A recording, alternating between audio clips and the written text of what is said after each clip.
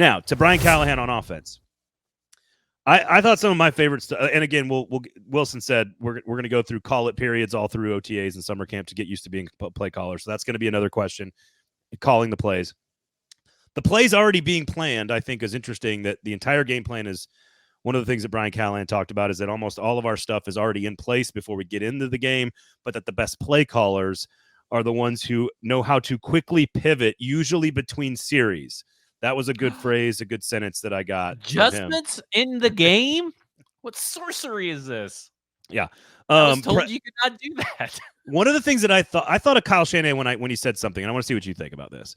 Okay. He's because every coach scripts stuff, right? Whatever it might be. And he was talking about how we're going to have a top couple of options for any given situation. We're going to have top 2 or 3 plays for 3rd and 2, for 3rd and 6, for 3rd and 12, whatever the situation may be, red zone, first down, whatever, plus territory, negative territory.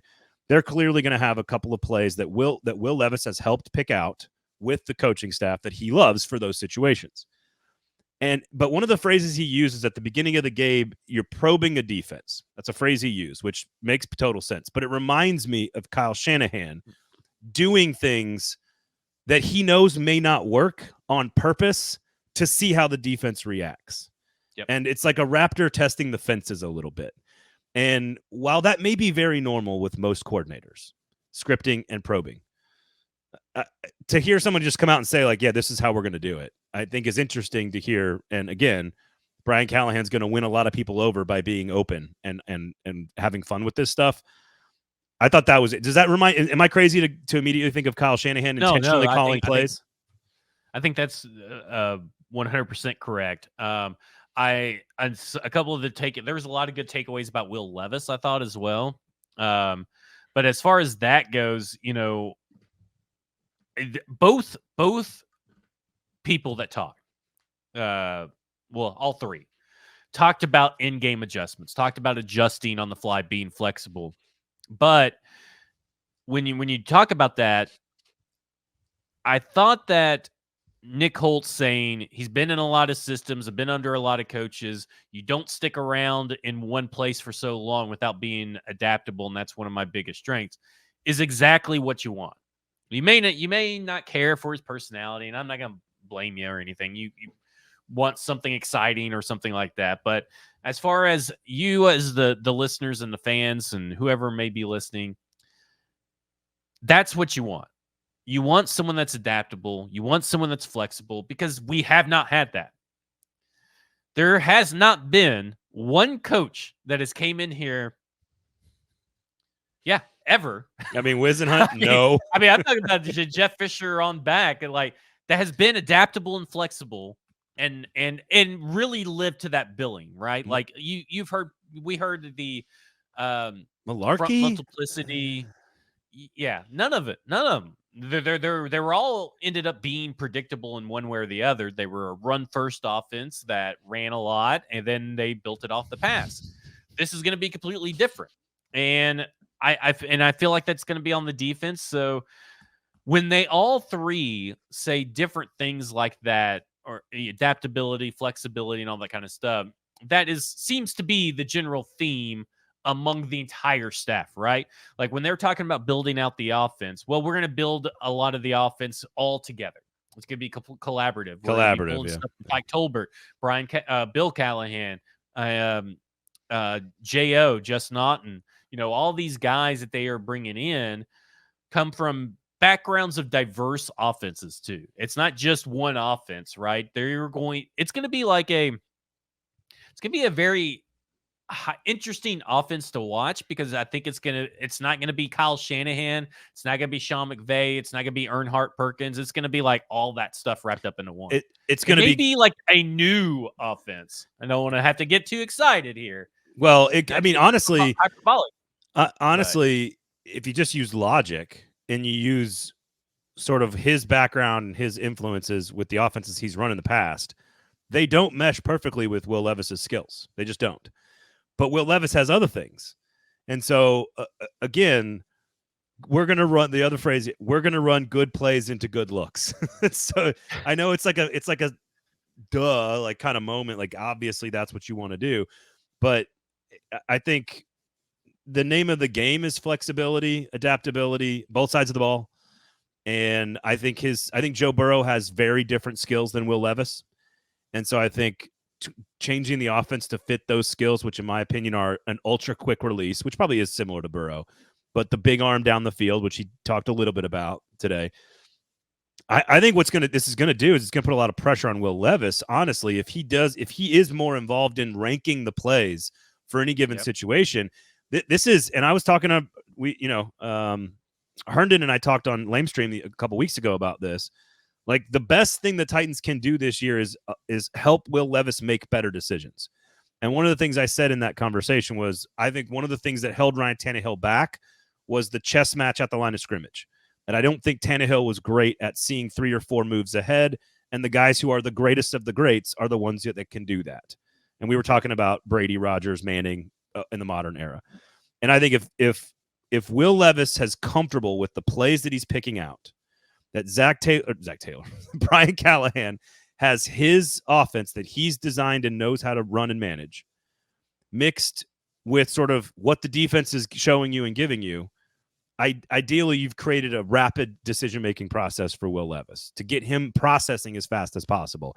And then it's just on whether or not he's good enough to do it or not at that point. Yeah, I mean, look at it this way, is they talked about a lot being on the quarterback. A lot is dictated by the quarterback. This is dictated by the quarterback. This falls really more about the quarterback. Blah, blah, blah, blah, blah, blah, blah. But what they talked about with Will Levis is that, well, first up, they want their quarterbacks to be decision-making, accuracy, and toughness. Well, they didn't really say that Will Levis had any of that but toughness. Like, toughness was the only one he checked. And he has arm talent. And like we have talked about, arm talent means so much more in today's NFL than what people used to give it credit for. Arm talent is king. And you can teach and coach, especially with the guys I think they got with Brian Callahan, Bo Hardigree, and Nick Holz, that you can help him do the decision-making accuracy.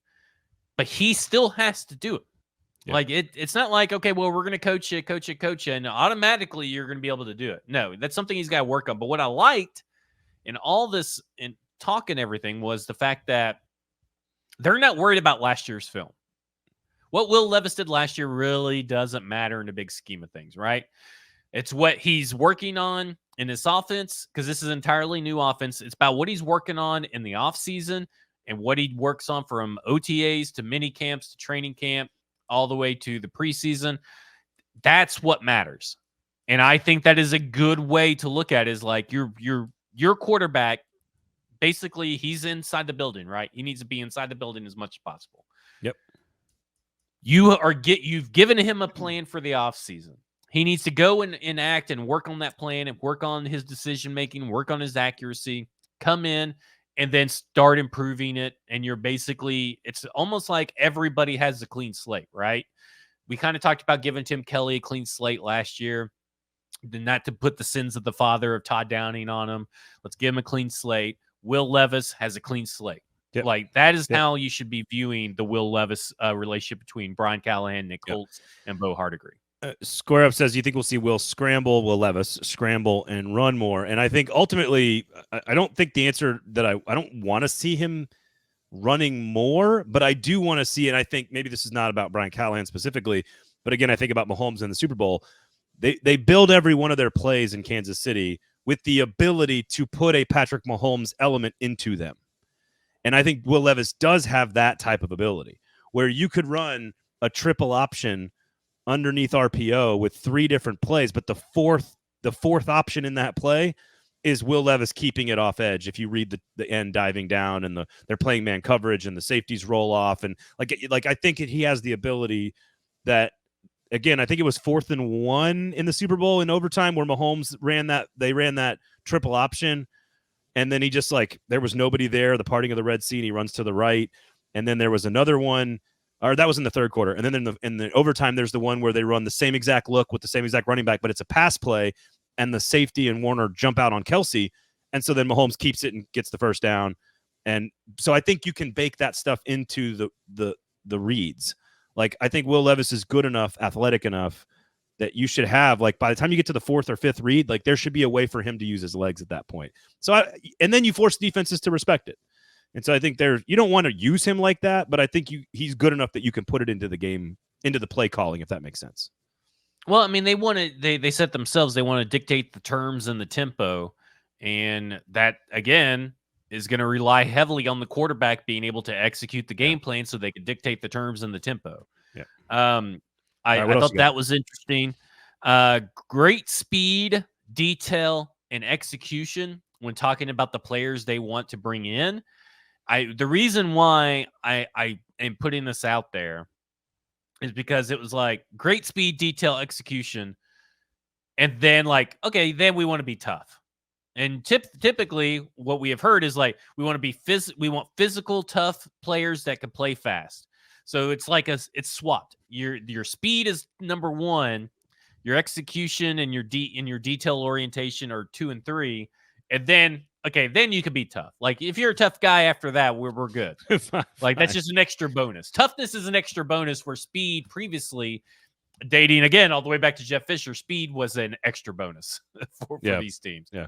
So to me, that's why we all lost our collective minds over Javon Curse. We were like, "What? You can have speed off the edge? What?"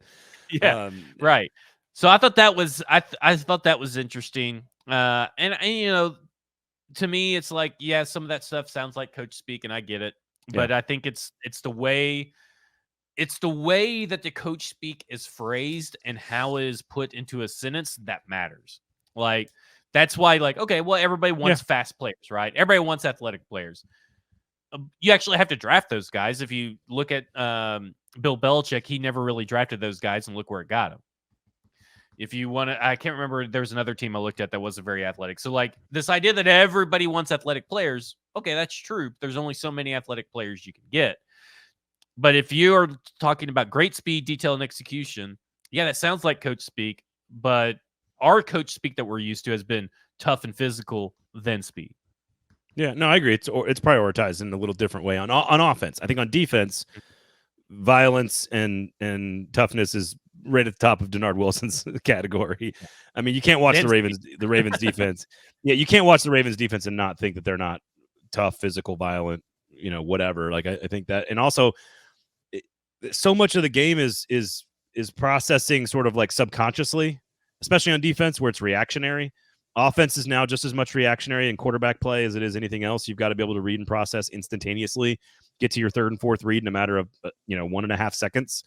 And this is ultimately what their job is to design an offense, hopefully with some more pieces at, I don't know, tackle and receiver, to put Will Levis in a place where they've given him the options to process fast enough.